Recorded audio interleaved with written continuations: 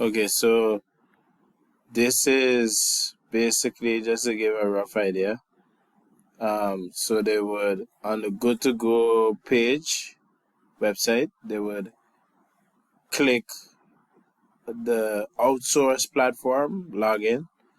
And when they click to that, we could just start off with a page that you see in the team.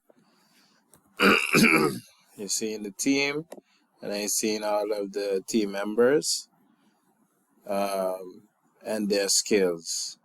So you see, for example, junior engineer, the rate, so the name, position, his rate.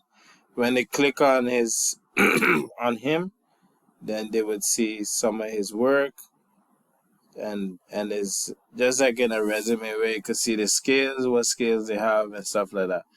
So for now we're gonna do this part.